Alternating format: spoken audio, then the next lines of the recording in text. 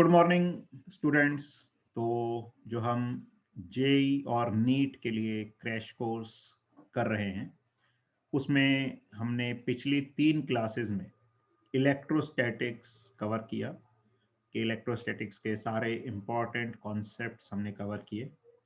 और आज जो है हम कैपेसिटेंस टॉपिक पढ़ेंगे। तो कैपेसिटेंस भी एक काफ़ी इम्पॉर्टेंट टॉपिक है और काफ़ी इंटरेस्टिंग टॉपिक है। तो आज हम देखेंगे कैपेसिटेंस के डिफरेंट कॉन्सेप्ट्स और उनको कैसे अप्लाई करते हैं डिफरेंट प्रॉब्लम सॉल्विंग में। तो चलिए अब हम शुरू करते हैं आज का टॉपिक कैपेसिटेंस। तो सबसे पहले हम बात करते हैं capacitance of an isolated conductor. तो एक आइसोलेटेड कंडक्टर का कैपेसिटेंस क्या होता है? तो देखो, जब भी किसी कंडक्टर को हम चार्ज देते हैं तो उसका पोटेंशियल बढ़ जाता है। इसको हम वैसे भी समझ सकते हैं कि अगर हम एक स्फेरिकल कंडक्टर की बात करें, स्फेरिकल कंडक्टर का अगर रेडियस r है, उसको q चार्ज देते हैं तो उसका पोटेंशियल क्या हो जाता है, k q बाय r। अब देखो, k एक कांस्टेंट है, r एक कांस्टेंट है, तो जितना चार्ज देंगे पोटेंशियल उतना बढ़ जाएगा। तो एक कंडक्टर को जब चार्ज किया जाता है तो उसका पोटेंशियल बढ़ जाता है। और ऐसा देखा जाता है कि जो आइसोलेटेड कंडक्टर का पोटेंशियल है वो चार्ज के प्रोपोर्शनल होता है। हम यहां से देख सकते हैं कि स्फेयर के लिए हमने देखा था इलेक्ट्रोस्टैटिक्स में। तो एक आइसोलेटेड कंडक्टर के लिए potential is directly proportional to charge. और यहीं पे जो प्रोपोर्शनैलिटी कांस्टेंट है उसको कैपेसिटेंस से रिलेट किया जाता है। तो Q क्या है? Q is charge on conductor, V is potential of the conductor, कि पोटेंशियल अगर V है तो ऐसा देखा गया है कि V Q के प्रोपोर्शनल होता है या Q V के प्रोपोर्शनल होता है। और यही प्रोपोर्शनैलिटी कांस्टेंट क्या कहलाता है? कैपेसिटेंस कहलाता है। यानी कि Q is equal to C into V, charge is equal to capacitance time potential. ठीक है, तो ये जो प्रोपोर्शनैलिटी कांस्टेंट है C, इसी को कैपेसिटेंस बोला जाता है कंडक्टर का। तो ये हमें कैपेसिटेंस का मतलब समझ आना चाहिए। बाकी कैपेसिटेंस एक्चुअली होता क्या है? Capacitance is the capacity of a conductor to hold the charge और एनर्जी। तो एक्चुअली चार्ज क्या है? जैसे कैपेसिटेंस जितना ज्यादा होगा तो सेम पोटेंशियल के लिए वो कंडक्टर उतना ज्यादा चार्ज स्टोर कर सकता है। और जितना ज्यादा चार्ज होगा उतनी ज्यादा इलेक्ट्रिक फील्ड क्रिएट करेगा अपने आसपास।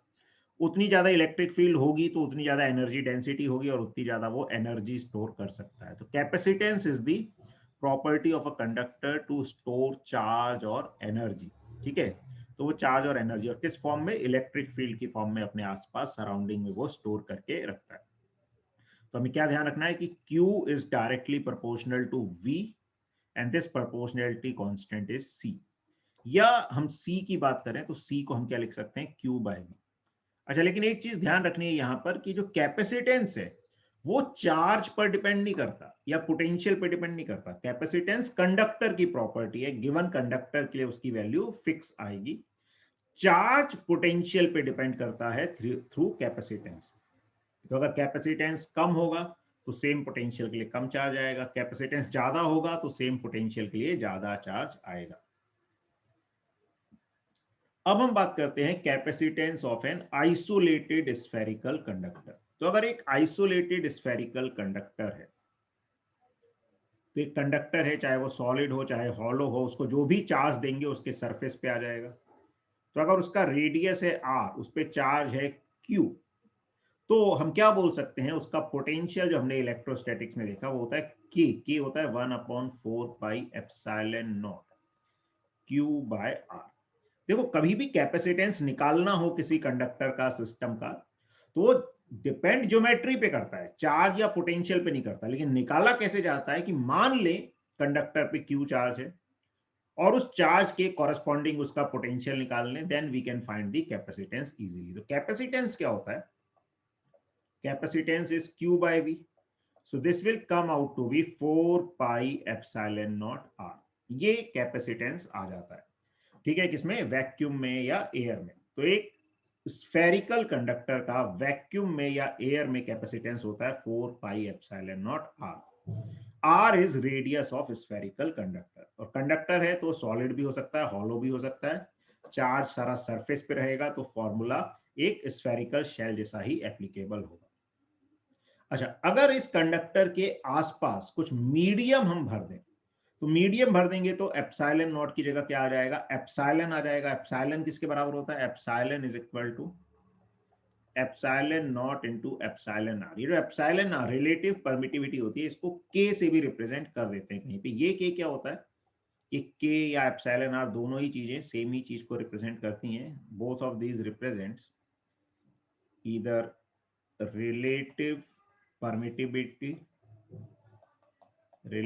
परमिटिविटी या डाइलेक्ट्रिक कांस्टेंट। ठीक है, तो जनरली डाइलेक्ट्रिक कांस्टेंट वर्ड ज्यादा यूज किया जाता है कैपेसिटेंस वाले टॉपिक में। ठीक है, तो मीडियम में क्या हो गया, 4 पाई एप्सिलॉन नॉट के इंटू आर, दिस के इज डाइलेक्ट्रिक कांस्टेंट। और अगर हम दोनों को डिवाइड कर दें तो C of medium divided by C in vacuum, मतलब कैपेसिटेंस अगर हम मीडियम में बात करें, मीडियम मतलब स्फीयर के आसपास हमने एक मीडियम पूरा एज्यूम कर लिया, या मीडियम के अंदर वो स्फीयर है। जैसे मान लो एक स्फीयर है, उसको हमने बहुत पानी का एक बहुत बड़ा मीडियम है उसके अंदर डाल दिया, तो पानी एक सराउंडिंग मीडियम हो गया। तो capacitance in medium divided by capacitance in air और vacuum will give us the dielectric constant of the medium। तो ये हमें ध्यान रखना है। नाउ कुछ इंपॉर्टेंट पॉइंट्स हम बात करते हैं कैपेसिटेंस के बारे में, कि ये कैसी क्वांटिटी है, स्केलर क्वांटिटी है। चार्ज भी स्केलर, पोटेंशियल भी स्केलर, दोनों का रेशो कैपेसिटेंस भी स्केलर क्वांटिटी होती है। एसआई यूनिट जो है कैपेसिटेंस की वो होती है फैरेड, और डायमेंशनल फॉर्मूला होता है m-1l-2i2t4। ये डायमेंशनल फॉर्मूला कैसे आएगा, देखो अब याद तो रखना नहीं होता, ये डायमेंशनल फॉर्मूला निकाला कैसे जाता है। तो जैसे अब हमने क्या देखा अभी कैपेसिटेंस को, कैपेसिटेंस क्या होता है, Q बाय V। अब चार्ज का हमें याद रहता है और रखना चाहिए, लेकिन पोटेंशियल का ना तो हमें याद रहता है ना याद रखने की जरूरत है। तो हम क्या कर सकते हैं, इसको चार्ज से मल्टीप्लाई भी कर दें, डिवाइड भी कर दें। अब charge into potential, potential energy होती है। चार्ज इंटू पोटेंशियल क्या होता है, पोटेंशियल एनर्जी। तो ये आ जाएगा Q square bye potential energy. अब चार्ज का डायमेंशनल फॉर्मूला हम जानते हैं, एनर्जी का हम जानते हैं, नहीं भी जानते तो जानना चाहिए, आना चाहिए। चार्ज, ठीक है, जो कुछ चीजें हैं जिनका डायमेंशनल फॉर्मूला हमें पता होना चाहिए, क्या हो गया, वो हो गया जैसे velocity, acceleration, force, momentum, energy, ये कॉमन है जो हमें पता होने चाहिए। चार्ज सिंपल होता है, आई इंटू टी होता है, करंट इंटू टाइम। तो यहां से हम कैपेसिटेंस का डायमेंशनल फॉर्मूला निकाल सकते हैं, क्यू स्क्वायर बाय एनर्जी का यूज करके, और ये फॉर्मूला आ जाएगा। अब 1 फैरेड को कैसे डिफाइन करते हैं, तो हमने क्या देखा, कैपेसिटेंस क्या होता है, Q बाय V। तो अगर कैपेसिटेंस Q बाय V है, तो अगर मैं 1 फैरेड, कैपेसिटेंस की यूनिट क्या होती है, फैरेड यूनिट होती है। ठीक है, कैपेसिटेंस की यूनिट कूलम पर वोल्ट भी होती है, और एक यूनिट होती है कूलम पर वोल्ट को ही क्या बोलते हैं, फैरेड। तो अगर मैं कैपेसिटेंस 1 फैरेड की बात करूंगा, तो चार्ज 1 कूलम हो जाएगा, पोटेंशियल 1 वोल्ट हो जाएगा। तो ऐसे ही इसको डिफाइन किया जाता है कि 1 farad is the capacitance of a conductor for which 1 coulomb charge increases potential by 1 volt। अगर एक कूलम चार्ज 1 वोल्ट से पोटेंशियल बढ़ाता है, तो उस कैपेसिटेंस को क्या बोला जाता है, 1 फैरेड। यानी कि हमने किसी कंडक्टर को 1 कूलम चार्ज दे दिया, उसका पोटेंशियल 1 वोल्ट से बढ़ गया, that means it's capacitance is 1 farad. अब प्रैक्टिकली फैरेड जो है वो बहुत ही बड़ी यूनिट होती है, जैसे चार्ज में भी कूलम बहुत बड़ी यूनिट होती है। Charges generally millicoulomb, microcoulomb, nanocoulomb इस तरह से दिए जाते हैं। ऐसी कैपेसिटेंस में फैरेड बहुत बड़ी यूनिट होती है। तो generally capacitance micro farad, nano farad, pico farad ऐसे दिया जाता है। 1 माइक्रो फैरेड क्या होता है, 10 की power -6 farad. 1 nano farad is 10 की power -9 farad, and 1 pico farad is 10 की पावर -12 फैरेड। अब एक आइसोलेटेड कंडक्टर का जो कैपेसिटर है वो किस फैक्टर्स पे डिपेंड करता है, जैसे हमने ऑलरेडी डिस्कस किया कि कैपेसिटेंस भले Q बाय V होता है, लेकिन ना तो वो Q पर डिपेंड करता है ना V पर, वो ज्योमेट्रिकल पैरामीटर होता है। तो वो किस किस चीज पर डिपेंड करता है, तो वो डिपेंड करता है shape and size of conductor. इसको हम एक स्फेरिकल कंडक्टर के फॉर्मूले से भी समझ सकते हैं। हमने क्या देखा, 4 pi epsilon not dielectric constant into R, ये आ गया। तो देखो आर बढ़ेगा तो कैपेसिटेंस बढ़ जाएगा, यानी कि shape and size of the conductor. तो अगर साइज बढ़ेगा तो कैपेसिटेंस बढ़ जाता है। सराउंडिंग मीडियम, ये जो के वाला फैक्टर है, ये सराउंडिंग मीडियम के कारण आ रहा है। और सराउंडिंग मीडियम का डाइलेक्ट्रिक कांस्टेंट बढ़ेगा तो भी कैपेसिटेंस बढ़ जाएगा। तो with increase in dielectric constant capacitance increases, dielectric constant बढ़ने से कैपेसिटेंस बढ़ जाएगा। Then presence of other conductors, और कंडक्टर्स की प्रेजेंस पे भी डिपेंड करता है। तो when a neutral conductor is placed near a charge conductor capacitance of conductor increase. एक अगर न्यूट्रल कंडक्टर को चार्ज कंडक्टर के पास लाते हैं तो भी उसकी कैपेसिटी टू स्टोर चार्ज बढ़ जाती है। तो रफली इसको क्या ऐसे हम समझ सकते हैं, जैसे एक चार्ज कंडक्टर है, मान लो इस पे क्यू चार्ज है, ठीक है, पॉजिटिव चार्ज है, एक न्यूट्रल कंडक्टर लाए। वैसे हम आइसोलेटेड कंडक्टर के लिए बात कर रहे हैं, लेकिन फिर भी कई बार ऐसा सवाल आ जाता है, तो क्या होगा इस न्यूट्रल कंडक्टर के कारण इसमें चार्जेस इंड्यूस होंगे, यहाँ माइनस और यहाँ प्लस। अब माइनस वाला चार्ज नजदीक इंड्यूस होगा तो उसके कारण नेगेटिव पोटेंशियल आएगा, और पॉजिटिव के कारण पॉजिटिव आएगा, लेकिन पॉजिटिव दूर है तो नेगेटिव वाला पोटेंशियल ज्यादा आएगा, पॉजिटिव वाला कम। तो ओवरऑल ये जो पहला कंडक्टर था इसका पोटेंशियल कम हो जाएगा। तो चार्ज उतना ही रहा लेकिन पोटेंशियल कम हो गया, तो कैपेसिटेंस क्या होता है, क्यू बाई वी, तो कैपेसिटेंस बढ़ जाता है। ठीक है, तो एक कैपेसिटेंस, वैसे हम आइसोलेटेड कंडक्टर की बात कर रहे हैं तो सी वाला पार्ट उससे मैटर नहीं कर रहा है, लेकिन ऐसा कभी सवाल आ जाता है कि एक चार्ज कंडक्टर के पास न्यूट्रल कंडक्टर लाएंगे तो उसका पोटेंशियल क्या होगा, तो पोटेंशियल कम हो जाएगा। ठीक है, अगर पॉजिटिव चार्ज था उसमें नेगेटिव होगा तो रिवर्स केस हो जाएगा, नेगेटिव होगा तो नेगेटिव में कम हो जाएगा, यानी पोटेंशियल बढ़ जाएगा और उसकी कैपेसिटी बढ़ जाती है। उसके बाद मेन चीज क्या है कि साइज पे डिपेंड करता है, साइज बढ़ने पे कैपेसिटेंस बढ़ता है। सराउंडिंग मीडियम पर डिपेंड करता है, सराउंडिंग मीडियम का डाइलेक्ट्रिक कांस्टेंट बढ़ता है तो कैपेसिटेंस बढ़ जाता है। अब कैपेसिटेंस किस चीज पर डिपेंड नहीं करता है, कैपेसिटेंस डिपेंड नहीं करता है charge on the conductor, conductor पे कितना चार्ज है इस बात पे डिपेंड नहीं करता है। Potential of the conductor, potential पे डिपेंड नहीं करता, और potential energy of the conductor इस पर भी डिपेंड नहीं करता है। तो ये हमें ध्यान रखना है। चलिए, अब ये तो हो गया एक आइसोलेटेड कंडक्टर का कैपेसिटेंस। अब जनरली जब हम कैपेसिटर की बात करते हैं तो कैपेसिटर एक सिंगल कंडक्टर को नहीं बोला जाता, दो कंडक्टर्स को एक दूसरे के पास में रखा जाता है, उस अरेंजमेंट को कैपेसिटर बोला जाता है। ठीक है, तो कैपेसिटर और condenser consists of two conductors separated by an insulator और डाइलेक्ट्रिक। ठीक है, तो कैपेसिटर या कंडेंसर में क्या होता है, दो कंडक्टर्स होते हैं जिनको एक डाइलेक्ट्रिक से या इंसुलेटर से सेपरेट किया जाता है। ठीक है, जैसे यहाँ पे देखेंगे आप दो कंडक्टर्स हैं, इनको हम एक दूसरे के पास ले आए और उनके बीच में कोई मतलब कंडक्टिंग कनेक्शन नहीं होता है, दोनों या तो एयर में ही सेपरेटेड है या कोई और डाइलेक्ट्रिक मतलब इंसुलेटेड मीडियम उसके बीच में रखा जाता है। वो रखना भी जरूरी है क्योंकि नहीं रखेंगे तो दोनों एक दूसरे से जाके चिपक जाएंगे, या तो उनको होल्ड करके रखना पड़ेगा या उनके बीच में कुछ मटेरियल रख देते हैं नॉन कंडक्टिंग, जिससे वो एक दूसरे से डायरेक्ट कनेक्शन में ना आ जाए। अब इन capacitor two conductors have equal but opposite charges. तो नॉर्मली जो भी कैपेसिटर्स है उनका जो यूज होता है उसमें क्या होता है, कैपेसिटर्स दो कंडक्टर्स हैं। अब जब भी हम इसको किसी सर्किट में कनेक्ट करते हैं तो क्या होता है कि चार्ज फ्लो करता है सर्किट में। तो जैसे बैटरी है वो चार्ज ऐसे फ्लो कराना चाहेगी तो क्या करेगी, एक कंडक्टर से चार्ज लेगी और दूसरे को देगी। तो जितना एक से लेगी उतना ही दूसरे को देगी। तो एक कंडक्टर पे जितना नेगेटिव चार्ज आएगा दूसरे पे उतना ही पॉजिटिव चार्ज आ जाता है। तो in capacitor two conductors have equal but opposite charges. फिर ये जो कंडक्टर्स हैं, the conductors are called the plates of the capacitor. इन कंडक्टर्स को क्या बोला जाता है, कैपेसिटर की प्लेट बोला जाता है। And the name of the capacitor depends on the shape of the plates of the capacitor. तो देखो जो कंडक्टर्स हैं इनको प्लेट बोला जाता है, अब इनकी शेप कैसी है उसके आधार पे नाम दिया जाता है। जैसे तीन तरह के कैपेसिटर जनरली यूज किए जाते हैं। पैरेलल प्लेट कैपेसिटर, उसमें दो प्लेट्स एक दूसरे के पैरेलल होती हैं तो पैरेलल प्लेट बोला जाता है। दो स्फेरिकल होते हैं कंसेंट्रिक तो उनको स्फेरिकल कैपेसिटर बोला जाता है, और सिलेंड्रिकल होते हैं कोएक्सियल तो उसको सिलेंड्रिकल कैपेसिटर बोला जाता है। अब इसमें जो इंपॉर्टेंट फॉर्मूले हमें कैपेसिटर्स में ध्यान रखने हैं यहाँ भी, तो जैसे हमने देखा था सिंगल कंडक्टर के लिए Q is equal to CV होता है, वैसे यहाँ पर भी Q is equal to CV होता है, C is Q by V। लेकिन ध्यान रखना यहाँ दोनों प्लेट पे चार्ज है, तो कैसे डिफाइन किया जाता है, तो यहाँ पे V पोटेंशियल डिफरेंस हो जाता है और Q चार्ज हो जाता है।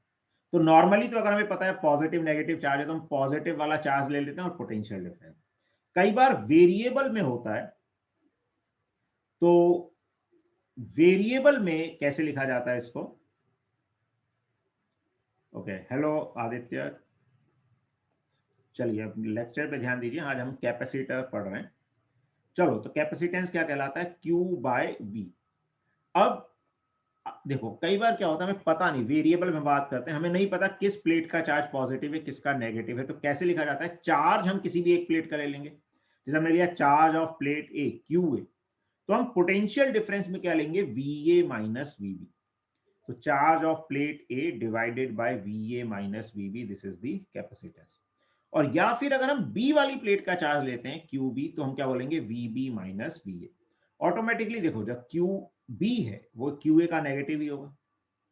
तो अगर मैं इसको माइनस क्यू ए कर दूं, तो माइनस को नीचे ले जाऊंगा तो V A minus V B रहेगा सेम, लेकिन लिखने का तरीका समझ आना चाहिए, कई बार जरूरत पड़ती है। तो अगर हम अननोन्स में बात कर रहे हैं, वेरिएबल में हमें चार्ज मानना पड़ रहा है, तो हम क्या करेंगे? जिस प्लेट को पॉजिटिव मान रहे हैं, जैसे हमने ए वाली प्लेट को पॉजिटिव माना, तो हम ए वाली प्लेट का charge divided by V A minus V B ऐसे लिखेंगे, या बी वाली प्लेट का चार्ज लेंगे तो V B minus V A, इस तरह से कैपेसिटेंस लिखेंगे। सेम चीज चार्ज लिखने के लिए काम आती है कि अगर हमें किसी प्लेट का चार्ज लिखना हो, तो चार्ज क्या हो जाएगा? अगर हम ए प्लेट का चार्ज लिख रहे हैं तो capacitance into V A minus V B लिखेंगे। बी प्लेट का चार्ज लिखना है तो capacitance into V B minus V A लिखेंगे। एनर्जी स्टोर्ड इन कैपेसिटर क्या होती है? Q square by two C. Q इसमें नेट चार्ज नहीं, Q is charge of any one of the plate. दोनों पे इक्वल ऑपोजिट चार्ज आएगा, net charge तो जीरो ही होता है। तो किसी भी एक प्लेट का चार्ज, उसका square divided by two C, this is the capacitance, this is the energy of capacitor. This can also be written as half C V square या क्यू वी बाय टू। और ये energy electric field की form में store होती है। जो positive और negative charge है, इनके कारण एक इलेक्ट्रिक फील्ड आती है इस रीजन में। तो इलेक्ट्रिक फील्ड की फॉर्म में स्टोर होती है, जिसकी energy density D U by D B कितनी होती है? Half epsilon E square. अगर एयर या वैक्यूम होगा तो एप्सिलॉन नॉट आ जाएगा, मीडियम है तो एप्सिलॉन आ जाएगा, which is equal to epsilon naught epsilon R. ठीक है, तो ये हमें थोड़ा सा आइडिया होना चाहिए। Now the capacitor is represented as following. Capacitor का सिंबॉलिक रिप्रेजेंटेशन इस तरह से होता है। दो पैरेलल लाइंस हम ड्रॉ कर देते हैं। देखो, बैटरी का भी इसी तरह का होता है, लेकिन इसमें एक लाइन छोटी होती है, एक बड़ी। कैपेसिटर में दोनों लाइंस बराबर होती है। This is the representation of a capacitor. या एक सीधी लाइन बना देते हैं, एक थोड़ी सी कर्व्ड लाइन बना देते हैं, तो इस तरह से कैपेसिटर को रिप्रेजेंट किया जाता है। अब जैसे हमने देखा था कि कैपेसिटर का नाम उसकी प्लेट्स की शेप और अरेंजमेंट के हिसाब से दिया जाता है। तो तीन तरह के कैपेसिटर्स जनरली यूज किए जाते हैं। तो based on shape and arrangement of capacitor plates, there are mainly three types of capacitors. Parallel plate capacitor, जिसमें दो प्लेट्स एक दूसरे के पैरेलल होती हैं। प्लेट्स स्फेरिकल, मतलब सर्कुलर भी हो सकती हैं, रेक्टेंगुलर भी हो सकती हैं। स्फेरिकल कैपेसिटर्स में दो कंसेंट्रिक स्फीयर्स होते हैं, और सिलिंड्रिकल कैपेसिटर्स में दो कोएक्सियल सिलेंडर्स होते हैं। तो इस तरह से ये जनरली तीन तरह के कैपेसिटर्स कॉमनली यूज किए जाते हैं। ज्यादातर पैरेलल प्लेट कैपेसिटर का यूज होता है, और यही हमारे कोर्स में पूछा जाता है, तो हम ज्यादातर इसी को डिस्कस करेंगे। फिर एक कैपेसिटर का कैपेसिटेंस किस पे डिपेंड करता है? तो कैपेसिटर का कैपेसिटेंस डिपेंड करता है एरिया ऑफ प्लेट्स। एरिया क्या है? Distance between the plates, plates के बीच की डिस्टेंस क्या है? Dielectric medium between the plates, dielectric medium के भी डिपेंड करता है। उसको आगे हम कैलकुलेट भी करेंगे, पैरेलल प्लेट कैपेसिटर का कैपेसिटेंस क्या होता है। तो ये हम बात कर रहे हैं capacitance of a parallel plate capacitor. तो देखो, हमने देखा कि कैपेसिटर भले चार्ज और पोटेंशियल पे डिपेंड नहीं करता है, लेकिन कैपेसिटेंस निकालने के लिए हम क्या करते हैं? चार्ज मान लेते हैं। तो हमने क्या किया, ये दो प्लेट हैं, हमने मान लिया कि एक प्लेट पे चार्ज मान लिया प्लस क्यू है और दूसरे पे माइनस क्यू, क्योंकि दोनों पे इक्वल अपोजिट चार्ज आएगा। दोनों के बीच की सेपरेशन डी है। जनरली ये डी जो है साइज ऑफ प्लेट से काफी कम होती है। तो हम इन प्लेट्स को इस स्मॉल डिस्टेंस के लिए लार्ज प्लेट्स की तरह मान सकते हैं। लार्ज का मतलब बेसिकली क्या होता है कि जो डिस्टेंस है प्लेट्स के बीच में, उसके कंपैरिजन में साइज ऑफ प्लेट्स काफी ज्यादा होना चाहिए। और एक और चीज, ये जो चार्जेस आते हैं प्लस क्यू और माइनस क्यू, भले हमने लिखा ऊपर है, लेकिन ये आते किस पे हैं? फेसिंग सरफेसेस पे। जैसे हमने कंडक्टर्स में पढ़ा था, कंडक्टर्स की अगर प्लेट एक दूसरे के आमने सामने रखी हुई है, तो नेट चार्ज का आधा एक्सट्रीम सरफेसेस पे आ जाता है। तो कैपेसिटर की दोनों प्लेट पे कितना नेट चार्ज होगा? जीरो। तो उसका आधा, बेसिकली यहाँ जीरो चार्ज आएगा, यहाँ भी जीरो। तो कैपेसिटर में जनरली जो आउटर सर्फेसिस है वहां पर जीरो चार्ज होता है और फेसिंग सर्फेसिस पे इक्वल ऑपोजिट चार्ज होता है। तो एक्चुअली ये ऐसे आएगा प्लस क्यू और माइनस क्यू। अब हमने ये भी देखा था कि एक प्लेट पे अगर नेट चार्ज Q है तो उसके कारण इलेक्ट्रिक फील्ड होती है Q/2A एप्सिलॉन नॉट।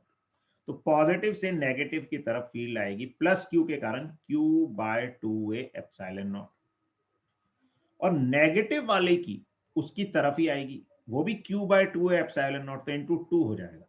तो जो electric field between the capacitor plates आ जाती है वो आ जाती है Q/A एप्सिलॉन नॉट।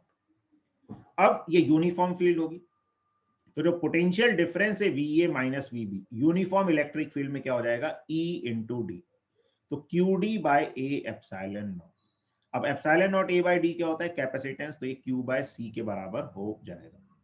तो यहां से हम देखें अब कैपेसिटेंस की क्या डेफिनेशन थी, capacitance is Q/VA minus VB, ठीक है। या यहां से हमने देखा कि C डिफाइन करें तो पोटेंशियल डिफरेंस इज Q/C, तो C को कंपेयर करें तो A epsilon naught by D। तो capacitance of a parallel plate capacitor is epsilon naught A/D, where A is area of the plate, D is distance between the plates. यहां से भी हम देख सकते हैं कि कैपेसिटेंस एरिया पर डिपेंड कर रहा है, डायरेक्टली प्रोपोर्शनल है एरिया से। डिस्टेंस बिटवीन द प्लेट्स पे डिपेंड कर रहा है, उससे इनवर्सली प्रोपोर्शनल है। और डाइलेक्ट्रिक मीडियम पर भी डिपेंड करेगा, उसको हम आगे समझेंगे, उसका फैक्टर ऊपर आ जाता है K एप्सिलॉन नॉट टाइप का, ठीक है। और इलेक्ट्रिक फील्ड जो है बिटवीन दी प्लेट्स क्या हो जाएगी, तो या तो Q/A एप्सिलॉन नॉट है, या सिग्मा की टर्म में बात करें तो चार्ज पूरा एक ही सरफेस पे आएगा, तो सिग्मा क्या हो जाएगा Q/A, A अगर प्लेट का एरिया है तो सिग्मा बाय एप्सिलॉन नॉट लिख सकते हैं, which is also equal to V/D। और force experience by any plate of the capacitor, अच्छा इसमें भी कंफ्यूजन हो जाता है कई बार। फोर्स क्या होता है Q इंटू V। तो क्या होता है कई बार स्टूडेंट्स क्या करते हैं कि इलेक्ट्रिक फील्ड तो याद है Q/A एप्सिलॉन नॉट, उसको Q से मल्टीप्लाई कर देते हैं फोर्स, तो आ जाएगा Q² A एप्सिलॉन नॉट, लेकिन फोर्स लिखा हुआ है Q²/2 एप्सिलॉन नॉट। तो ऐसा क्यों हो रहा है, तो ये थोड़ा समझ ले हम। देखो एक्चुअली जब हम इलेक्ट्रिक फील्ड की बात कर रहे हैं, इलेक्ट्रिक फील्ड हम इस बीच के रीजन में बात कर रहे हैं, it is due to both the charges, ये प्लस Q वाली प्लेट और माइनस Q वाली प्लेट, दोनों प्लेट्स के कारण इलेक्ट्रिक फील्ड है। लेकिन जब हम फोर्स की बात करते हैं तो कोई ऑब्जेक्ट खुद पे फोर्स नहीं लगाता, कोई दूसरा उस पे फोर्स लगाता है। तो जब हम फोर्स की बात करेंगे एक प्लेट पे, तो मान लो हमने माइनस Q वाले पे बात करी, तो फील्ड सिर्फ प्लस Q की देखनी है, तो फोर्स के लिए हमें प्लस Q की फील्ड देखनी पड़ेगी माइनस Q पे। तो प्लस Q की फील्ड माइनस Q वाली प्लेट पे क्या आएगी Q/2A एप्सिलॉन नॉट, और उसको माइनस Q वाले चार्ज से मल्टीप्लाई कर देंगे। अब दोनों ऑपोजिट नेचर के चार्जेस हैं तो अट्रैक्ट करेंगे, तो फोर्स क्या आ जाता है इस तरह से Q²/2A एप्सिलॉन नॉट। तो ये ध्यान रखना है कि force between capacitors plates is Q²/2A epsilon naught, ठीक है। अब आगे जब सर्किट वाले कुछ सवाल आते हैं तो जनरली कुछ नहीं दिया होता तो हम स्टेडी स्टेट मान के चलते हैं। एक्चुअली क्या होता है, कैपेसिटर को जब हम लगाते हैं किसी सर्किट में तो चार्ज बढ़ता है, और बढ़कर क्या होता है एक स्टेडी स्टेट आ जाती है जिसमें चार्ज कांस्टेंट हो जाता है और कैपेसिटर वाली ब्रांच में करंट जीरो हो जाता है। और प्रैक्टिकली उसको होने में मतलब सेकंड्स लगते हैं, ठीक है, सेकंड भी नहीं लगता है कई बार। तो इसलिए नॉर्मली कुछ नहीं दिया तो हम स्टेडी स्टेट मानकर चलते हैं क्वेश्चंस में। तो स्टेडी स्टेट में क्या होता है, तो in steady state current through branch containing the capacitor will become zero. Capacitor की ब्रांच में करंट जीरो हो जाता है और कैपेसिटर पे जो चार्ज है वो क्या हो जाता है, कांस्टेंट हो जाता है। चलिए अब हम इसको यूज करके देखते हैं क्वेश्चन में कैसे यूज किया जाता है। तो क्वेश्चन दिया हुआ है, capacitor of capacitance 5 microfarad is connected as shown in the figure. The internal resistance of the cell is 0.5 ohm. The amount of charge on the capacitor plate is. तो कैपेसिटर प्लेट पे कितना charge होगा ये हमसे पूछा गया है। तो देखो सबसे पहली बात, कुछ नहीं दिया तो हम यही मान के चलेंगे कि स्टेडी स्टेट की बात कर रहे हैं। तो स्टेडी स्टेट में कैपेसिटर वाली ब्रांच से करंट नहीं जाता है तो उसको हम एक ओपन सर्किट की तरह मान सकते हैं, ठीक है। तो स्टेडी स्टेट में कैपेसिटर वाली ब्रांच से करंट जीरो हो जाता है और किसी ब्रांच में करंट नहीं जा रहा तो उसको हम ओपन सर्किट की तरह मान सकते हैं। तो ये हमारे पास सर्किट इस तरह से बन गया। ये 2 ओम है, ये 1 ओम है, ये 1 ओम है। तो अब ये जो ओपन सर्किट है यहां से तो करंट जाएगा ही नहीं, अब करंट जाएगा ही नहीं। अच्छा, लेकिन यहाँ पे आइडियल सेल है, तो आइडियल सेल है तो क्वेश्चन बिल्कुल ही आसान हो गया। आइडियल सेल में क्या होता है, हमेशा पोटेंशियल डिफरेंस उसके ईएमएफ के बराबर होता है। तो अगर मैं यहाँ का पोटेंशियल 0 वोल्ट मान लूं तो यहाँ का 2.5 वोल्ट हो जाएगा। अब यहाँ का 2.5 है तो यहाँ का भी 2.5 होगा और यहाँ का भी 2.5 वोल्ट ही हो जाएगा। ऊपर का भी हो जाएगा, लेकिन अभी ऊपर की जरूरत नहीं है। ऊपर की जरूरत पड़ती है अगर करंट पूछा जाता। चलो वो भी निकाल लेते हैं, करंट भी। अच्छा, ये जीरो है, ये जीरो। अच्छा, ये रेजिस्टर जो 2 ओम का रेजिस्टर है, इसमें से कोई करंट नहीं जा रहा, तो इसके अक्रॉस पोटेंशियल डिफरेंस जीरो हो जाएगा, तो यहाँ का पोटेंशियल भी 0 वोल्ट हो जाएगा। तो एक्चुअली अब ये जो कैपेसिटर है, कैपेसिटर के अक्रॉस पोटेंशियल डिफरेंस पता चल गया। ठीक है, हमेशा वो बैटरी के ईएमएफ के बराबर नहीं होगा, ध्यान रखना। इस केस में आ रहा है potential difference across capacitor is 2.5 volt, capacitance is 5 microfarad, तो charge on capacitor is CV होता है, तो 2.5 इंटू 5, ठीक है, कितना आ जाएगा ये?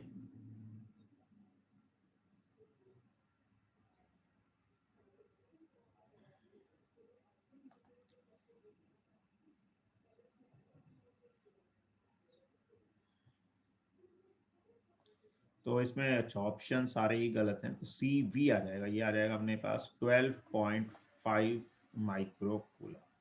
This will be the charge on capacitor. और अगर करंट की बात करते तो करंट जो बैटरी से जाएगा, एक बैटरी का इंटरनल रेजिस्टेंस दिया हुआ है ना, ओके सॉरी मेरी मिस्टेक हो गई, इधर फिगर में एक्चुअली ड्रॉ नहीं किया मैंने, पढ़ने में गलती कर दी। इसका रेजिस्टेंस भी है, तो सॉरी अपन ने, मैंने गड़बड़ कर दी इसमें क्वेश्चन में।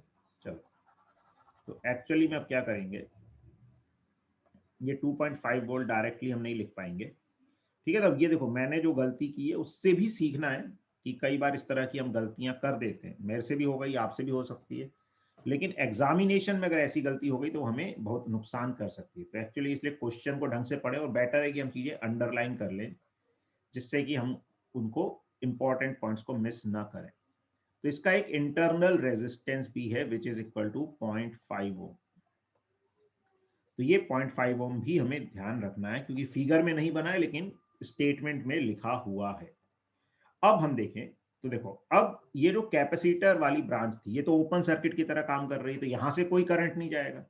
तो करंट कहां से जाएगा, सिर्फ अब ये जो एक्सटर्नल आउटर सर्किट है उसी से जाएगा।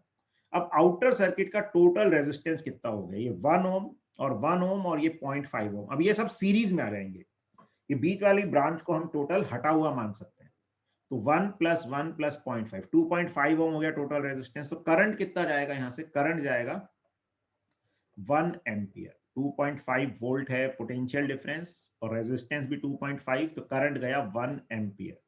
अब यही 1 एम्पियर करंट ऊपर से जाएगा। तो कई बार ये भी अपने आप में क्वेश्चन हो सकता है कि बैटरी से कितना करंट जाएगा या अलग अलग रेजिस्टर से कितना करंट जाएगा। तो बैटरी से 1 एम्पियर करंट जाएगा, ऊपर वाले दोनों 1 ओम के रेजिस्टर से 1 एम्पियर जाएगा, 2 ओम से कितना जाएगा, 0 करंट जाएगा। अब पोटेंशियल डिफरेंस हमें कैपेसिटर के अक्रॉस निकालना है चार्ज निकालने के लिए। तो अब भी फिर भी हम ये एक पॉइंट को 0 मान सकते हैं पोटेंशियल, ठीक है।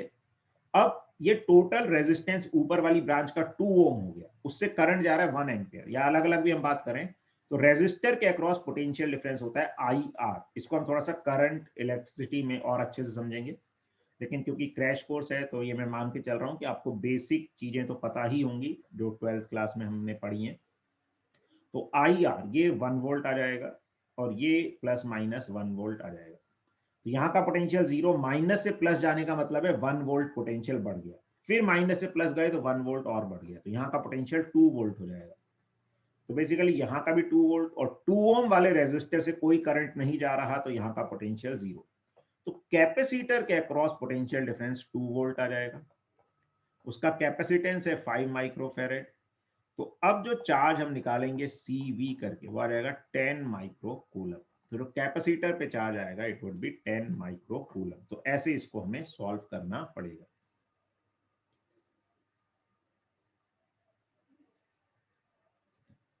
चलिए अब हम बात करते हैं distribution of charges on joining two capacitors. अगर दो कैपेसिटर्स को हम ज्वाइन करते हैं तो चार्ज कैसे डिस्ट्रीब्यूट होगा। इसमें दो केसेस बनते हैं, एक तो लाइकली चार्ज प्लेट्स जो है वो आपस में कनेक्ट कर दी, और एक अनलाइकली मतलब ऑपोजिट चार्जेस को आपस में कनेक्ट कर दिया तो क्या होगा। तो देखो इसमें क्या हो रहा है कि अगर दो कैपेसिटर्स हैं, जैसे ये वाला एक कैपेसिटर हो गया, एक ये वाला कैपेसिटर हो गया, इन पे क्या चार्जेस थे इनिशियली, एक पे Q1 चार्ज था, एक पे Q2 चार्ज था। पॉजिटिव प्लेट को पॉजिटिव से कनेक्ट कर दिया, नेगेटिव को नेगेटिव से हमने कनेक्ट कर दिया। तो फाइनली पोटेंशियल क्या हो जाएगा, देखो जब कनेक्ट करेंगे तो फाइनल एक कॉमन पोटेंशियल आएगा। क्यों आएगा, क्योंकि भाई ये प्लेन वायर है, इसके हर पॉइंट का पोटेंशियल सेम होगा। प्लेन वायर नहीं भी होती, रेजिस्टेंस भी होता, तो स्टेडी स्टेट में करंट जीरो हो जाता है, तो इस तरफ का एक कॉमन पोटेंशियल आएगा, राइट साइड का भी एक कॉमन पोटेंशियल आएगा, तो कॉमन पोटेंशियल डिफरेंस आ जाएगा। ये हमने इलेक्ट्रोस्टैटिक्स में भी पढ़ा था कि चार्जेस फ्लो करते हैं कंडक्टर्स के बीच में जब तक पोटेंशियल कॉमन नहीं हो जाता। तो ये कॉमन पोटेंशियल किसके बराबर आता है, ये आता है Q1 plus Q2 by C1 plus C2। इसको याद रखना है कि अगर एक कैपेसिटर पे चार्ज था Q1, दूसरे पे Q2, और तब अगर पॉजिटिव प्लेट को पॉजिटिव से कनेक्ट किया, नेगेटिव को नेगेटिव से, तो कॉमन पोटेंशियल क्या आ जाएगा, Q1 plus Q2 by C1 plus C2। अब Q1 को हम C1 V1 लिख सकते हैं। V1 क्या है, पहले कैपेसिटर का इनिशियल पोटेंशियल डिफरेंस। तो अगर इनिशियली यहां पे पोटेंशियल डिफरेंस है V1 और यहां पे था V2, तो this can be written as C1 V1 plus C2 V2 by C1 plus C2, या total charge upon total capacitance from this equation Q1 plus Q2 by C1 plus C2। अब common potential आ गया, तो हम तो charge अगर बताना है किसी भी कैपेसिटर पे, तो चार्ज क्या होता है, कैपेसिटेंस इनटू पोटेंशियल। तो final charge on the first capacitor would be C1 into V, Q1 dash. तो पहले कैपेसिटर का फाइनल चार्ज क्या हो जाएगा, उसका कैपेसिटेंस इंटू उसके अक्रॉस पोटेंशियल। ठीक है, ये क्या आ जाएगा, C1 upon C1 plus C2 into Q1 plus Q2। इसको ऐसे भी बोल सकते हैं कि जो टोटल चार्ज है वो डायरेक्ट रेशियो ऑफ कैपेसिटेंस में डिवाइड हो जाएगा। डायरेक्ट रेशियो मतलब अगर C1 पे चार्ज निकालना है तो C1 upon C1 plus C2 into Q1 plus Q2। ऐसे Q2 पे फाइनल चार्ज निकालना है मतलब C2 पे, तो C2 upon C1 plus C2 into Q1 plus Q2। और इस दौरान जब चार्ज का रीडिस्ट्रीब्यूशन होगा तो हीट फ्लो, हीट मतलब क्या होती है, प्रोड्यूस होती है। हीट कितनी प्रोड्यूस होती है, तो वो होती है initial potential energy of capacitor minus final potential energy of capacitors. ये आ जाती है half C1 C2 by C1 plus C2 into V1 minus V2 का होल स्क्वायर। और ये हीट किस फॉर्म में जाती है, तो जो भी वायर्स का रेजिस्टेंस वगैरह है उसमें जूल हीटिंग, जूल हीटिंग मतलब वायर की हीटिंग होती है, उस फॉर्म में लॉस हो जाती है। अगर ऑपोजिट प्लेट्स को कनेक्ट करेंगे, मतलब पॉजिटिव प्लेट को नेगेटिव से, नेगेटिव को पॉजिटिव से, तो बीच में माइनस साइन आ जाता है। तो कॉमन पोटेंशियल क्या आ जाता है, C1 V1, किस बेसिकली V2 को हम माइनस V2 से रिप्लेस कर देंगे, या चार्ज की टर्म में बात करें तो Q2 की जगह माइनस Q2 कर देंगे। तो कॉमन पोटेंशियल आ जाएगा C1 V1 minus C2 V2 upon C1 plus C2। Capacitance वाली टर्म पॉजिटिव ही रहेगी, तो ध्यान रखना नीचे माइनस नहीं आएगा, सिर्फ ऊपर वाली टर्म में माइनस साइन आ जाएगा। तो C1 V1 minus C2 V2 upon C1 plus C2। उसके बाद हीट की अगर हम बात करेंगे तो हीट में भी बीच में जो माइनस था, ये V2 को माइनस V2 से रिप्लेस कर देंगे, तो बीच में प्लस साइन आ जाएगा। तो half C1 C2 by C1 plus C2 into V1 plus V2 का होल स्क्वायर। तो इस तरह से हम कैपेसिटर्स को कनेक्ट करने पे चार्ज का रिडिस्ट्रीब्यूशन होगा, फाइनल पोटेंशियल और फाइनल चार्जेस क्या होंगे वो आसानी से फाइंड कर सकते हैं। चलो एक एग्जांपल से इसको समझते हैं। Find out the following if A is connected with C and B is connected with D। अब A पॉजिटिव प्लेट है, C भी पॉजिटिव है, यानी पॉजिटिव को पॉजिटिव से कनेक्ट कर रहे हैं, और B नेगेटिव है, D भी नेगेटिव है, नेगेटिव को नेगेटिव से कनेक्ट कर रहे हैं। तो क्या होगा, कितना चार्ज फ्लो करेगा, कितनी हीट प्रोड्यूस होगी। ठीक है, तो डायरेक्ट फॉर्मूले हम लगा सकते हैं। तो यहाँ पे हमने उसका सॉल्यूशन लिखा हुआ है, उसको हम समझा देते हैं। तो कॉमन पोटेंशियल, देखो पॉजिटिव को पॉजिटिव से कनेक्ट किया, नेगेटिव को नेगेटिव से, तो कॉमन पोटेंशियल क्या आएगा, C1 V1 plus C2 V2 by C1 plus C2। C1 कितना हो गया 2 माइक्रोफेरेड, V1 कितना हो गया 20, तो 20 इंटू 2 40। अच्छा हम बात माइक्रो में ही कर रहे हैं तो आगे आंसर माइक्रो में देखेंगे। बाकी ध्यान रखने यूपर भी माइक्रो आ जाएगा, नीचे C1 प्लस C2 में भी माइक्रो आएगा, तो माइक्रो माइक्रो कट जाएगा। ठीक है, तो थोड़ा सा सिस्टमेटिकली कैलकुलेशन करनी, ये नहीं कि हमने यूनिट कन्वर्जन नहीं किया, हमने उसको ध्यान में रखा है, लेकिन समझ के हमने कि ऊपर भी माइक्रो आया, नीचे भी माइक्रो, कैंसिल कर दिया। कई बार क्या होता है, आप लोग माइक्रो कहीं पे लिख देते हैं, कहीं नहीं लिखते और ओवरऑल आंसर गलत हो जाता है। तो इसका ध्यान रखना है कि सर बोलते हैं सर आपने तो डायरेक्ट कर दिया था, तो हमने डायरेक्ट नहीं किया, हमने 20 इंटू 2 को 40 माइक्रो ही लिखा है, लेकिन नीचे भी एक माइक्रो आया, वो माइक्रो माइक्रो काट दिया, तो वो हमने उसको सोच के वैसा किया है। तो आप भी उसको सोच कर करें, ऐसा नहीं कि बिना सोचे समझे हम कर दें और कुछ छोटी मोटी गलती से आंसर गलत हो जाए। तो C1V1 इज 40 माइक्रो कूलम, ठीक है। C2V2 इज 30 माइक्रो कूलम, नीचे C1 plus C2 is 5 micro फेरेड, तो माइक्रो कट जाएगा, तो 40 प्लस 30 70, 70 बाय 5 इज 14 वोल्ट। तो 14 वोल्ट कॉमन पोटेंशियल आ गया। मतलब जब हम इन दोनों को कनेक्ट करेंगे कैपेसिटर्स को, ए वाली प्लेट को हमने सी वाली प्लेट से कनेक्ट किया, बी वाली प्लेट को हमने डी वाली प्लेट से कनेक्ट किया, तो कॉमन एक पोटेंशियल आ जाएगा 14 वोल्ट। अब कैपेसिटेंस तो बदलता नहीं है कनेक्ट करने से, वो तो वही रहेगा, ज्योमेट्रिकल प्रॉपर्टी है। तो अब इस ए वाले कैपेसिटर पे कितना चार्ज आ जाएगा, 28 माइक्रो कूलम। इस पे कितना आ जाएगा, 14 इंटू 3 करेंगे हम, तो ये 42 माइक्रो कूलम आ जाएगा। एक तरफ प्लस एक तरफ माइनस। ठीक है, अब ये पूछा था, ये नहीं पूछा कितना चार्ज आएगा, कितना पूछा कितना चार्ज फ्लो करेगा। अब देखो ए वाली प्लेट पे पहले कितना चार्ज था, 40 माइक्रोकूलम, सीवी करेंगे तो 40। अब 40 था ए वाली प्लेट पे और 28 बचा, 28 बचा, तो गया होगा ए वाली प्लेट से, कितना गया होगा, 40 माइनस 28 गया होगा। समझ आ रहा है, आपके पास 40 रुपीज थे, 28 बचे, तो कितने खर्च हो गए, तो 40 माइनस 28। ऐसी ए वाली प्लेट पे 40 माइक्रोकूलम चार्ज था, 28 बचा, तो कितना लॉस कर दिया उसने, तो 12 माइक्रोकूलम चार्ज फ्लो किया होगा सर्किट में।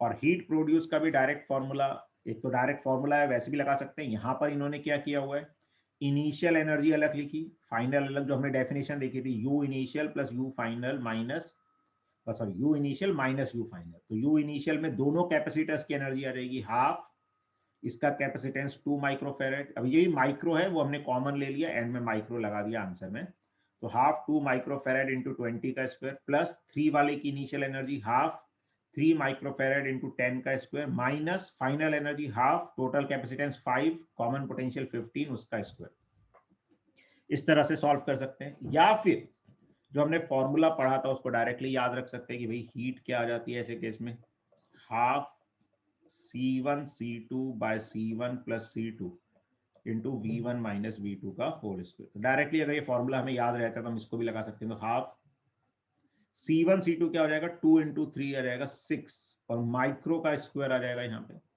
Upon C1 plus C2 is 5 micro, तो V1 minus V2, 20 minus 10 is 10, 10 का स्क्वायर, एक माइक्रो से माइक्रो कट गया, तो ये आ गया 6 बाय 10 माइक्रो इंटू 10 का स्क्वायर, एक 10 से 10 कट गया, तो 6 इंटू 10 इज 60 माइक्रो जूल। ऐसे भी आंसर निकाला जा सकता है। आई होप सबको समझ आ रहा होगा, किसी को कोई कंफ्यूजन है पूछ सकता है, कोई भी दिक्कत हो।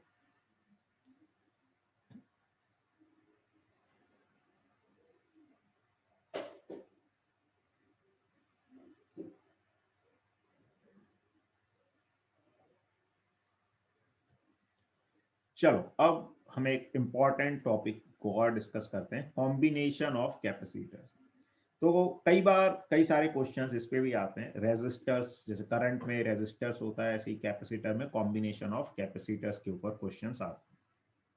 तो मेनली दो तरह के कॉम्बिनेशंस की हम बात करते हैं, एक सीरीज कॉम्बिनेशन और एक पैरेलल कॉम्बिनेशन। तो सीरीज में क्या होता है, सीरीज में elements end to end connected होते हैं, एक के एंड से दूसरे का एंड कनेक्ट होगा, दूसरे के एंड से तीसरे का, और जनरली उनमें करंट सेम रहता है या चार्ज फ्लो सेम रहता है, इस तरह से हम बात करते हैं। तो जब इनिशियली अनचार्ज्ड कैपेसिटर्स को एंड टू एंड कनेक्ट किया जाता है, जैसा कि दिखा रखा है इस फिगर में, उसको सीरीज कॉम्बिनेशन बोला जाता है। इसमें क्या होता है, सेम चार्ज फ्लो करता है सर्किट में। तो अगर इनिशियली कैपेसिटर्स अनचार्ज हैं, और ये फॉर्मूला सीरीज वाला हम तभी लगा सकते हैं जब कैपेसिटर्स इनिशियली अनचार्ज होंगे, तभी सब पे सेम चार्ज आएगा। ठीक है, तो अगर इनिशियली कैपेसिटर्स अनचार्ज है, उनको एंड टू एंड कनेक्ट करते हैं, तो उनमें सब में सेम चार्ज आएगा किसी भी इंस्टेंट पे, तो इसको सीरीज कॉम्बिनेशन बोला जाता है। अब चार्ज तो सेम होगा लेकिन कैपेसिटेंस अलग अलग है, तो पोटेंशियल अलग अलग आ जाएगा। तो पोटेंशियल क्या आ जाएगा, Q/C1, Q/C2, Q/C3। तो जो पोटेंशियल का रेशियो है V1:V2:V3, वो 1/C1:1/C2:1/C3 आ जाएगा। और इस केस में, सीरीज वाले केस में, जो इक्विवेलेंट कैपेसिटेंस है इस सर्किट का, वो इक्विवेलेंट कैपेसिटेंस क्या हो जाता है, तो 1/C equivalent is 1/C1 + 1/C2 + 1/C3। ये इक्विवेलेंट कैपेसिटेंस आ जाता है सर्किट का, जिसका हमें आइडिया होना चाहिए। ठीक है।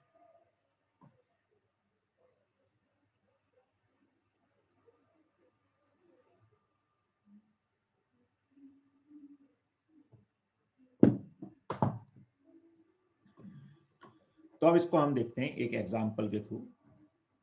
Initially 3 uncharged capacitors are connected in series. ठीक है, अनचार्ज्ड कैपेसिटर्स हैं, सीरीज में कनेक्ट किया हमने कितने बैटरी से, 30 वोल्ट की बैटरी से। Find out charge phloem through the battery, कितना चार्ज फ्लो करेगा बैटरी से। सबसे पहले इनका सी इक्विवेलेंट निकाल लें।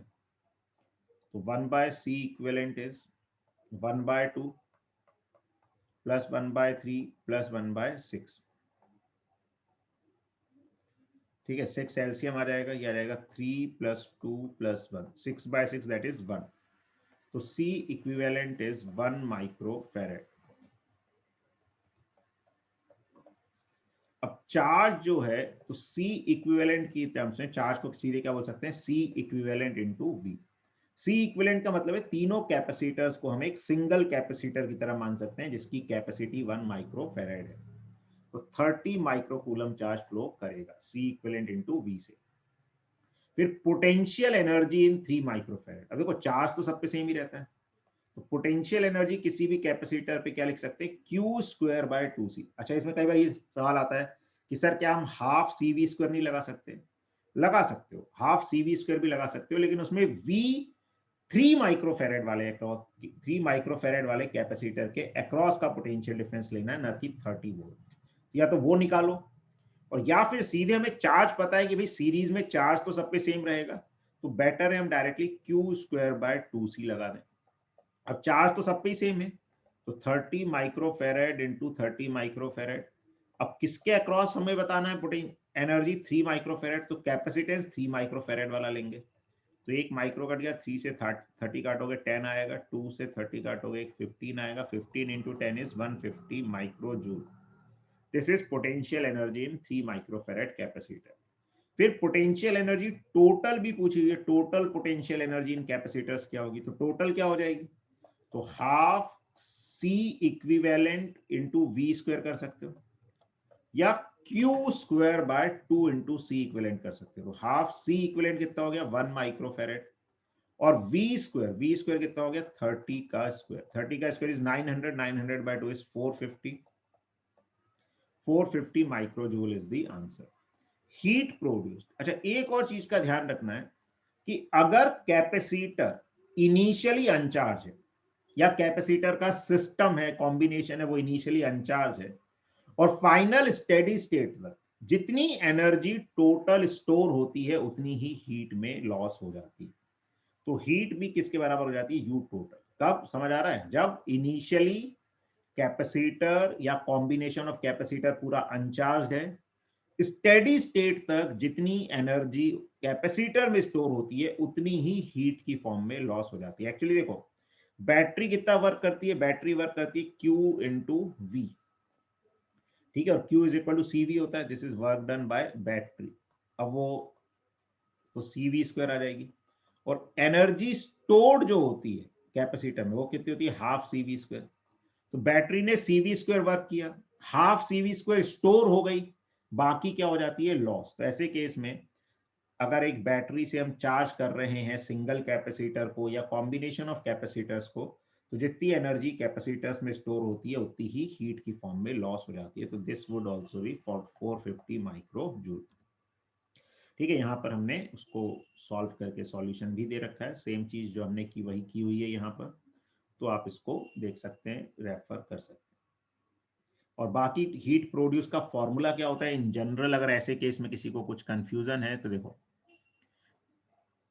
देखो पहले हमने क्या देखा था, जब हमने कैपेसिटर्स को आपस में कनेक्ट कर दिया, कोई बैटरी नहीं थी, वहां पे क्या होता था, heat produce you initial minus you final.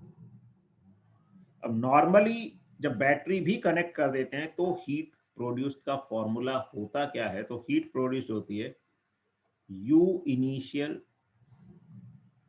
Plus work done by battery minus you final. कैसे, देखो पहले से कैपेसिटर पे कुछ एनर्जी थी, वो भाई यू इनिशियल, प्लस बैटरी ने कुछ वर्क किया। मालूम कैपेसिटर के पास पहले से 10 जूल एनर्जी थी, बैटरी ने वर्क किया 20 जूल, तो कितनी एनर्जी हो जानी चाहिए थी, 30 joule.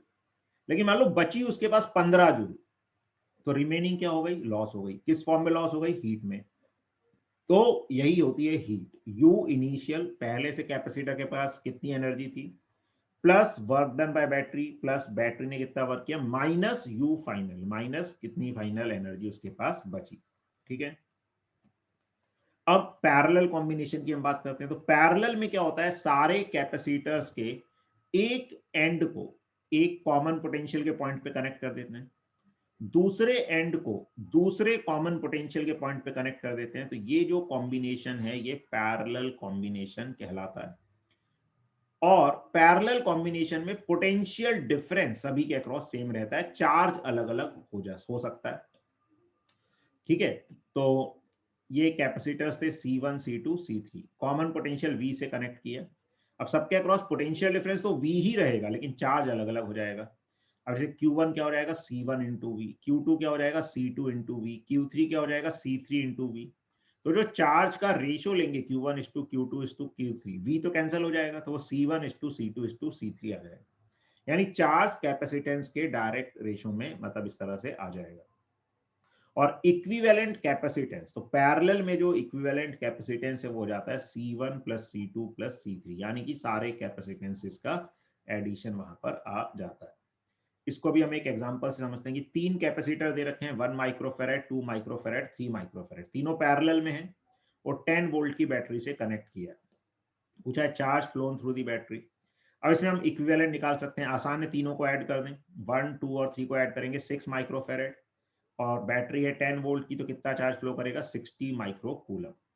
Total energy stored in the capacitor, total energy half C equivalent into V square से निकाल सकते हैं।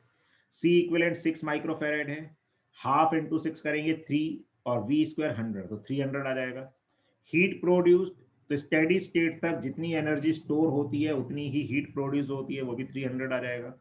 पोटेंशियल एनर्जी इन 3 माइक्रोफेरेड, तो 3 माइक्रोफेरेड पे चार्ज भी निकाल के एनर्जी निकाल सकते हो, या पैरेलल में सबके अक्रॉस सेम पोटेंशियल डिफरेंस होता है, तो 3 माइक्रोफेरेड के अक्रॉस भी कितना पोटेंशियल डिफरेंस होगा, 10 वोल्ट, तो हाफ CV स्क्वायर करके एनर्जी आ जाएगी। यही हमने कर रखा है कि Q total is 60 microcoulomb, C equivalent निकाल दिया।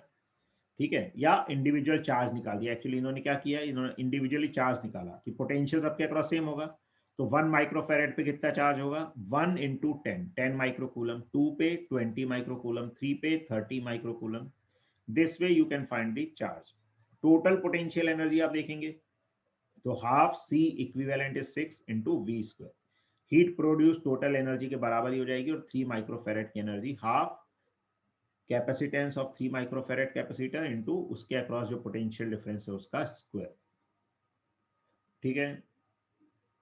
अच्छा, आप में से कई लोगों को हो सकता है ये लग रहा हो कि बहुत तेज हम करा रहे हैं, तो देखिए ये क्रैश कोर्स है, शॉर्ट टर्म कोर्स है, पूरा कंटेंट अगर कवर करना है तो थोड़ी स्पीड में हमें पढ़ाना ही पड़ेगा। बाकी अगर आपने पहले से, ये उनके लिए ज़्यादा बेनिफिशियल होगा जिन्होंने इन टॉपिक्स को पहले से पढ़ा हुआ है, थोड़ी बहुत अंडरस्टैंडिंग है। अगर आप बिल्कुल ही नए सिरे से पढ़ रहे हैं तो फिर आपके लिए ये कोर्स से ज़्यादा इम्पॉर्टेंट है जो पूरे डिटेल में कोर्स कराए हुए हैं।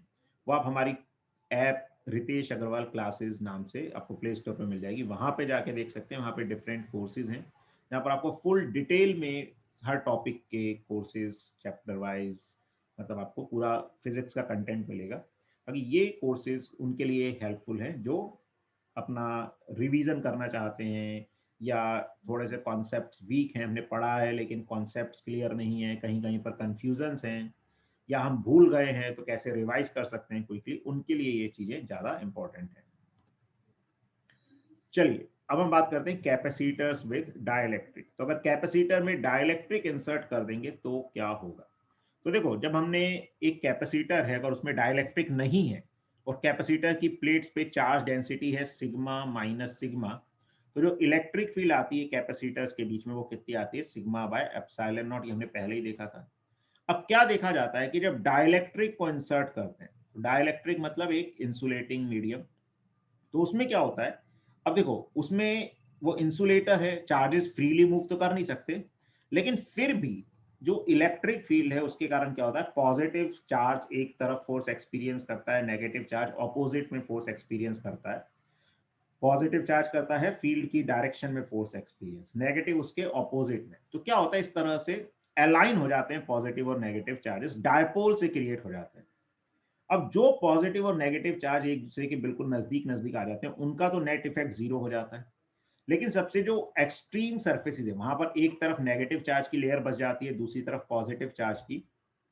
तो इफेक्टिव डाइलेक्ट्रिक में हम ऐसा मान सकते हैं कि चार्जेस इंड्यूस हो गए, एक सरफेस में नेगेटिव चार्ज इंड्यूस हो गया जिसकी चार्ज डेंसिटी को हमने माइनस सिग्मा भी बोल दिया, एक तरफ पॉजिटिव चार्ज इंड्यूस हो गया जिसकी चार्ज डेंसिटी को हमने प्लस सिग्मा भी बोल दिया। अभी जो सिग्मा और माइनस सिग्मा है ये क्या कर रहे हैं, नीचे की तरफ फील्ड क्रिएट कर रहे हैं, पॉजिटिव से नेगेटिव की तरफ, सिग्मा बाय एप्सिलॉन नॉट। और सुपरपोजिशन प्रिंसिपल क्या कहता है कि एक चार्ज की फील्ड दूसरे चार्ज की प्रेजेंस या एब्सेंस पे डिपेंड नहीं करती है। तो ये जो सिग्मा बी और माइनस सिग्मा बी हुए, ये नीचे वाला प्लस सिग्मा बी है, तो प्लस सिग्मा बी और माइनस सिग्मा बी ऊपर की तरफ एक फील्ड क्रिएट करेंगे sigma B by epsilon naught. तो जो नेट फील्ड होगी इस रीजन में वो चेंज हो जाएगी। तो वट, तो क्या होगी, वो नेट फील्ड होगी, तो नेट फील्ड हो जाती है sigma by epsilon naught minus sigma B by epsilon naught. ठीक है, सिग्मा बी क्या है, इंड्यूस्ड चार्ज डेंसिटी है। और ऐसे देखा जाता है कि डाइलेक्ट्रिक इंसर्ट करने पे फील्ड एक फिक्स्ड फैक्टर से रिड्यूस होती है। जैसे पहले सिग्मा बाय एप्सिलॉन नॉट थी, अब वो sigma bye K epsilon not हो जाएगी, यानी कि एक फिक्स्ड फैक्टर से रिड्यूस होती है। उसी फिक्स्ड फैक्टर को डाइलेक्ट्रिक कांस्टेंट ऑफ मीडियम बोला जाता है। और यहां से हम बाउंड चार्ज की डेंसिटी भी निकाल सकते हैं, सिग्मा बी या इंड्यूस चार्ज डेंसिटी। तो सिग्मा बी किसके बराबर आ जाता है, sigma into one minus one by के। ये भी ध्यान रखना, इंपॉर्टेंट फॉर्मूला है, कई बार जरूरत पड़ सकती है। बाकी ज्यादा इंपॉर्टेंट क्या होता है कि विदाउट विदाउट डाइलेक्ट्रिक अगर फील्ड है सिग्मा बाय एप्सिलॉन नॉट, तो डाइलेक्ट्रिक इंसर्ट करने पे वो फील्ड क्या हो जाती है, sigma bye K epsilon naught. ठीक है, तो के फैक्टर से रिड्यूस हो जाती है, के is dielectric constant of the medium.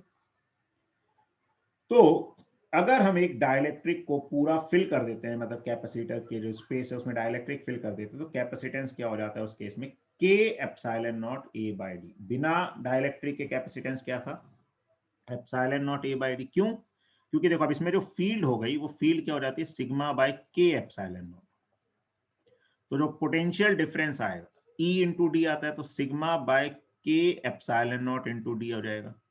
और कैपेसिटेंस क्या होता है, Q बाय V। चार्ज क्या हो जाएगा, sigma into A, charge density into area.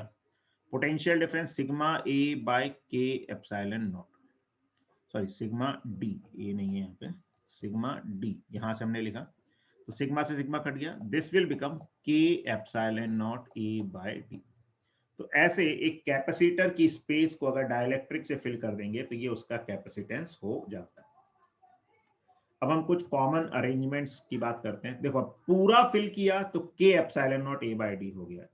अगर हमने पार्शियली फिल किया, कुछ पार्ट में डाइलेक्ट्रिक है, मतलब अगर कैपेसिटर प्लेट्स के बीच की डिस्टेंस है डी, डाइलेक्ट्रिक थिकनेस है टी, तो इस केस में क्या होगा, हम इसको दो डाइलेक्ट्रिक के, मतलब दो कैपेसिटर के कॉम्बिनेशन जैसा मान सकते हैं। एक जिसमें खाली जगह है, कुछ डाइलेक्ट्रिक नहीं है, वो थिकनेस हो गई डी माइनस टी। एक जिसमें डाइलेक्ट्रिक है वो थिकनेस हो गई टी। ये एक C1 हो गया, ये C2 हो गया। और ये दोनों सीरीज में है, तो सीरीज के हिसाब से इनका इक्विवेलेंट हम लिख सकते हैं। तो सीरीज में जो इक्विवेलेंट है वो क्या हो जाता है, C इक्विवेलेंट इज,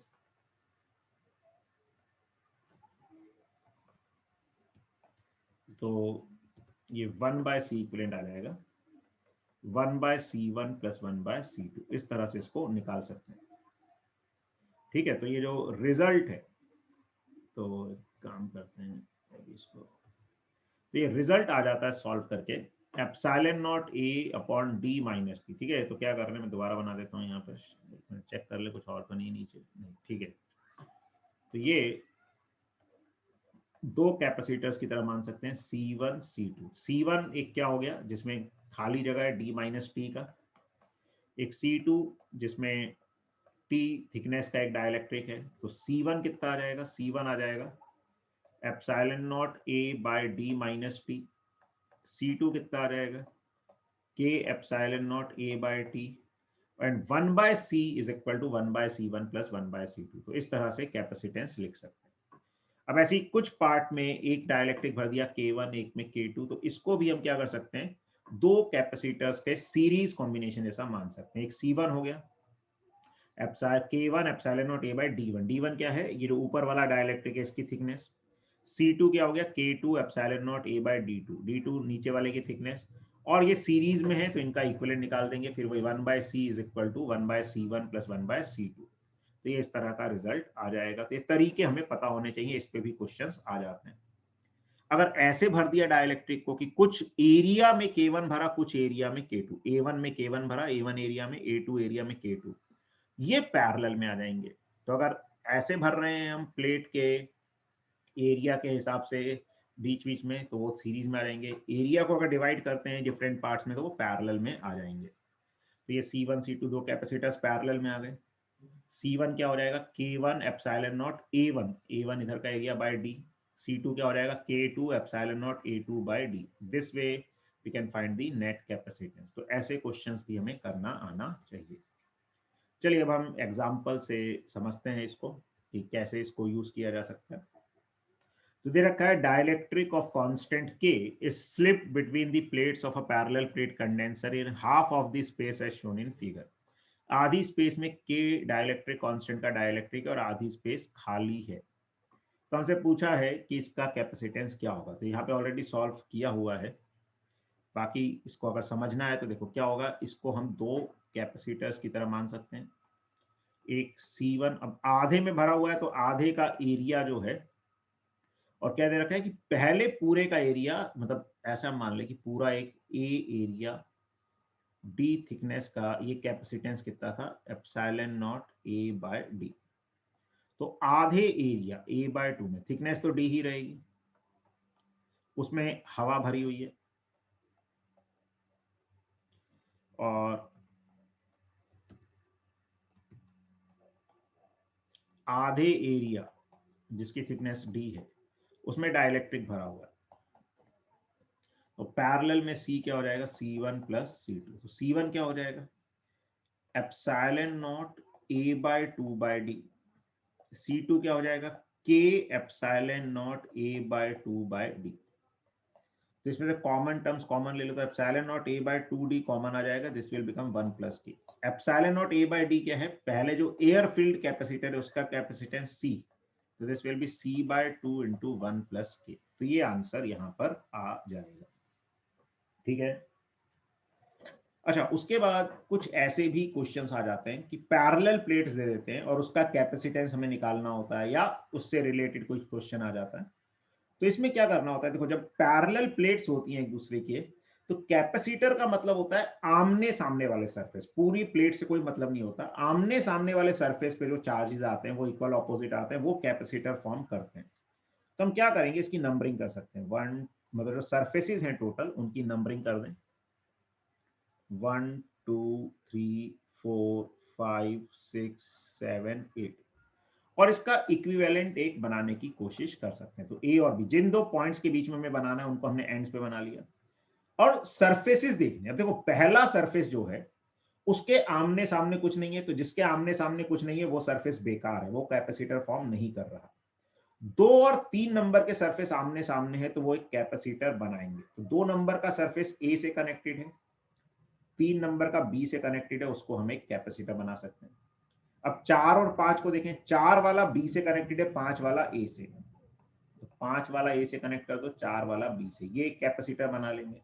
उसके बाद 6 और 7 को देखें, 6 वाला ए से कनेक्टेड है, 7 वाला बी से कनेक्टेड है, ये कैपेसिटर बना लेंगे, और 8 वाला कोई सी से कनेक्टेड नहीं है। 3 कैपेसिटर्स इफेक्टिवली पैरेलल में आ जाएंगे। तो ए और बी के बीच में कैपेसिटर 3C आ जाएगा, जहां पे अगर एरिया हर एक प्लेट का ए है और सेपरेशन हर एक प्लेट के बीच की डी है, क्या रहेगा 3 epsilon naught A by D. ये इस पैरेलल प्लेट के कॉम्बिनेशन का कैपेसिटेंस हो जाएगा।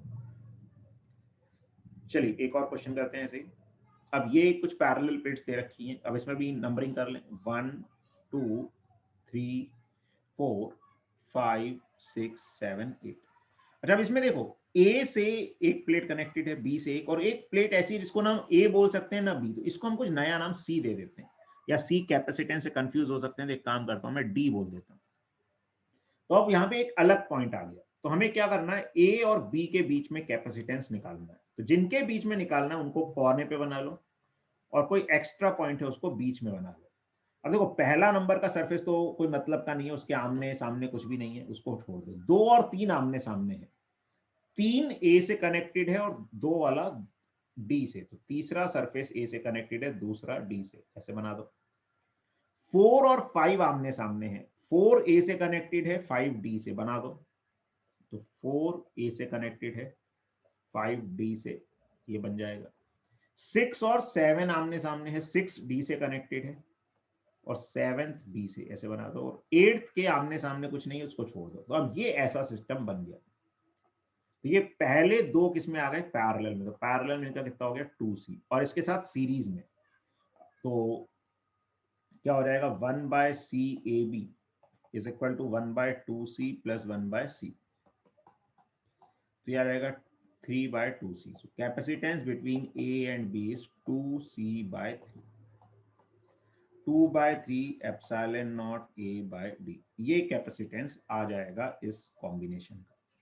तो इस तरह से हमें कैपेसिटर्स के डिफरेंट कॉन्सेप्ट्स का आइडिया होना चाहिए।